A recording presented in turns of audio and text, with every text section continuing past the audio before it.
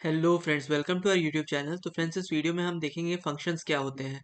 तो functions allow to structure the programs into segments of code to perform individual task. तो जो functions होते हैं वो प्रोग्राम को स्ट्रक्चर करते हैं ऐसे सेगमेंट्स के कोड में जो कि इंडिविजुअल टास्क परफॉर्म कर पाते हैं। Function is a group of statements that is given a name and which can be called from some point of the program.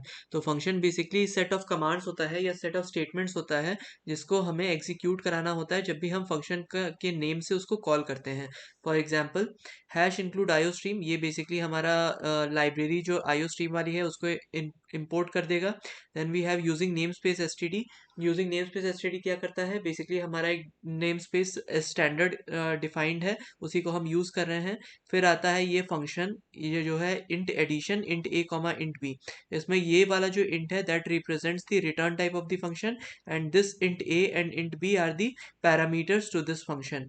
तो आई एन टी आर हम कर लिए, R equals to A plus B, मतलब जो भी ए और B में value pass होगी वो ऐड होके आर में स्टोर हो जाएगी और फाइनली हम रिटर्न कर रहे हैं आर को।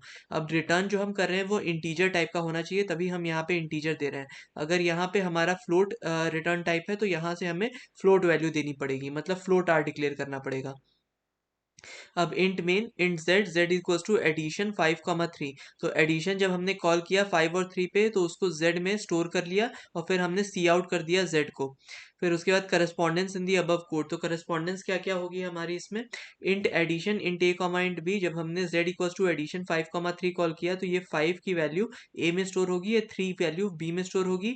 एडिशन फंक्शन कॉल हो रहा है और जो रिटर्न टाइप होगा, मतलब इंट जो होगा that will be stored in Z. तो रिटर्न आर क्या होता है, it is use to return an integer value in case of the above function. अब एक होता है functions with no return type. अगर हमारा कोई ऐसा फंक्शन है जिसके आगे वॉइड लगा हुआ है, बी ओ आई डी, तो इसका मतलब कि वो कुछ भी रिटर्न नहीं करेगा, तो हमें उसके लिए कुछ भी वैल्यू स्टोर करने की जरूरत नहीं है। वो प्रिंट मोस्टली ऐसा तब यूज होता है जब केवल हमें प्रिंटिंग चाहिए होती है किसी गिवन फंक्शन में। फिर है arguments passed by value and passed by reference. अब पास्ड बाय वैल्यू का ये मतलब होता है, ये होता है कि जैसे हमने यहाँ पे एडिशन 5,3 दिया तो ये 5 जो जाएगा वो ए में स्टोर हो जाएगा और 3 जो होगा वो बी में स्टोर हो जाएगा। अब अगर हम इसी को पास्ट बाय रेफरेंस कहें तो पास्ट बाय रेफरेंस कहने का मतलब जो भी हमारा यहाँ पे वेरिएबल हम देंगे उस केस में उसका ये एग्जैक्ट कॉपी तो नहीं बनाएगा, उसी फंक्शन को उसी वेरिएबल को यूज कर लेगा। फॉर एग्जाम्पल, अगर हमने यहाँ पे int A comma int and B दिया तो जो भी यहाँ पे जिस भी पोजीशन में 5 स्टोर्ड है वो ए डायरेक्टली रिफर करने लगेगा और 3 जहाँ स्टोर्ड है वो डायरेक्टली बी रिफर करने लगेगा। उस केस में कॉपी नहीं बनेगी वैल्यूज की।